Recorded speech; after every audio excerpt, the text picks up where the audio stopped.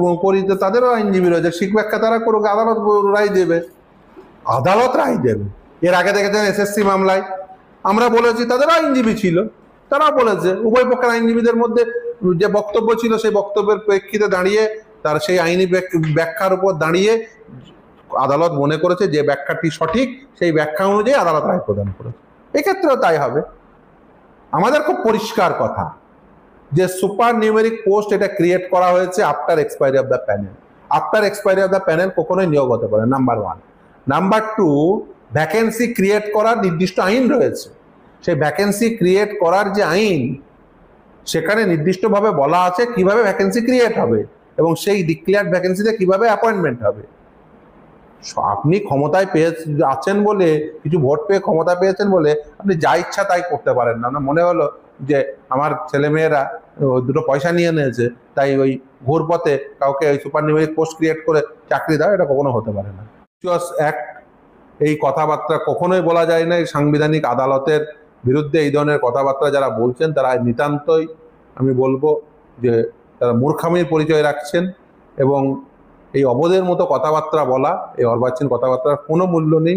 যারা বলছেন তারা অ্যাকচুয়ালি এই সাংবিধানিক আদালতের যে গরিমা সেটাকে নষ্ট করছেন। নিশ্চিতভাবে চাইলে আদালত কন্টেম্পচুয়াস অ্যাক্ট হিসেবে ধরে নিয়ে এদের বিরুদ্ধে আদালতের ব্যবস্থা গ্রহণ করতে পারে, কিন্তু আমি আদালতকে বলবো নিশ্চিতভাবে প্রতিটি ক্ষেত্রে যদি আদালত কন্টেম্প করতে থাকে, এরকম রাস্তায় দাঁড়িয়ে কে কি বললো তাদেরকে কগনিজেন্স আদালত নেবে, এরকম বিষয় নেই। রাস্তায় দাঁড়িয়ে যার যা ইচ্ছা হচ্ছে প্রলাপ বকে দিচ্ছে, ফলে এর প্রলাপের কি মূল্য আছে? প্রলাপ ছাড়া আর কিছুই নেই। তাদের বিরুদ্ধে মামলা লড়ছে, তাদের কাছ থেকে কি করে? প্রথম কথা। দ্বিতীয় কথা হচ্ছে যে যদি টাকা নেয় কেউ, তার তো প্রমাণ থাকবে, এবং কিসের জন্য নিয়েছে তারও প্রমাণ থাকবে। আর যদি মানে কেউ কোনো পারপাসে টাকা নেয়,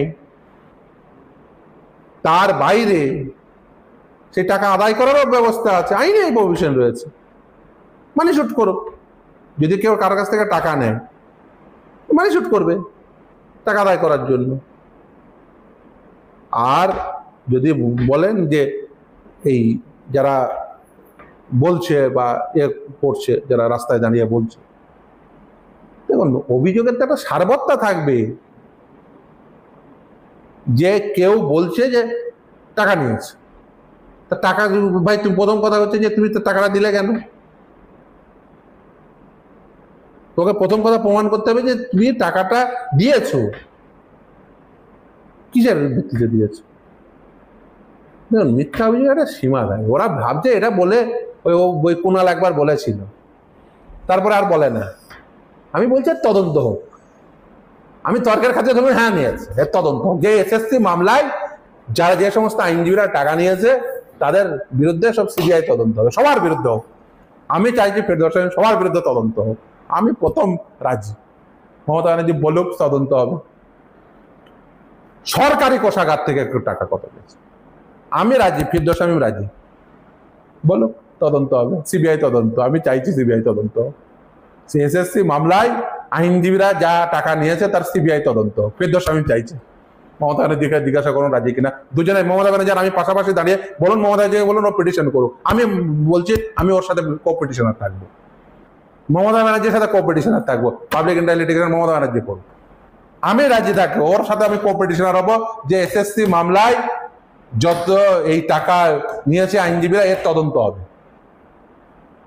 মমতা আগে জবাব দেখ যে জনগণের করের টাকা কত টাকা এসএসসি মামলায় সিবিআই তদন্ত আটকাতে বিভিন্ন সময় কত টাকা খরচা করেছে মমতা ব্যানার্জি। দুটো তৃণমূল কর্মী পাঠিয়ে ভাবছে এরা বললে কোনো কিছু করে তো হলো না, পায়ে পড়ে হলো না, পায়ে পড়তে চাইলো, পায়ে পড়া নিলাম না, ড্রাইভারের পায়ে পড়েছে। আমার কথা ছেড়ে দিন, আমার ড্রাইভারের পায়ে ধরার জন্য ড্রাইভারের পায়ে ধরতে চেয়েছে। যারা ড্রাইভারের পায়ে ধরতে চায়, এবার আমার ড্রাইভার পায়ে ধরতে দেয়নি। কোটি কোটি টাকা আছে, দাঁড় করে আন্তর্জাতিক খ্যাতি সম্পন্ন আইনজীবী সব বলেছে তো, দাঁড় করে। আমি তো ফিরদৌস স্বামী, আমি যা বলছি তাই হয়ে যাচ্ছে, কলকাতা হাইকোর্ট থেকে সুপ্রিম কোর্ট পর্যন্ত। আরে ভাই আইনগত কথা আমরা শুধু বললেই তো সেটা আইন হয়ে যায় না। রাজ্য চালিয়ে কি হবে? ফিরদৌস আমিন দাঁড়িয়ে যা বলছে তাই হয়ে যাচ্ছে, রাজ্য চালাচ্ছে কেন?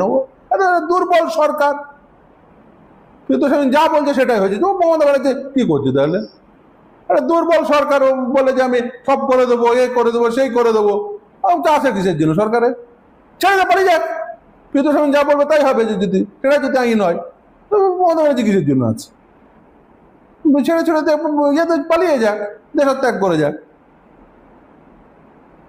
আমি যা বলে দেবো সেটাই যদি আইন হয়ে যায়, তাহলে ও আছে কিসের জন্য? মানে আমি দাঁড়িয়ে বলে দিলে সেটা আইন হয়ে যায় কখনো? সেটা কখনো হতে পারে? মানে এ মন্ডমূর্খ ছাড়া তো আর কেউ বলবে না। অকাট মূর্খামি। তৃণমূল কর্মীদের কি বলবো, দেখুন আপনারা মানে কোনো কর্মী থেকে নেতা হয়ে উঠুন। বেকার রাস্তার পাশে এত গরমে ওই বিক্ষোভ দেখাচ্ছেন, তার থেকে বরঞ্চ নেতা হয়ে যান, তাহলে জেলে যাওয়ার থাকার সুযোগ হবে। বেকার কর্মী থেকে কতদিন এই রাস্তার পাশে চার পেয়েদের পাশে আপনাদের থাকতে হবে?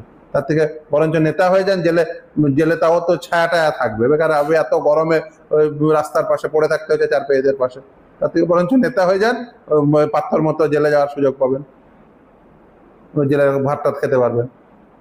বেকার কতদিন আর কর্মী থাকবেন? কর্মী থেকে বেকার চার পেয়েরাও শুয়ে আছে, আর এই গরমে আপনাদেরও শুয়ে থাকতে হচ্ছে। চার পেয়েদের পাশে আর কতদিন শুয়ে থাকবেন?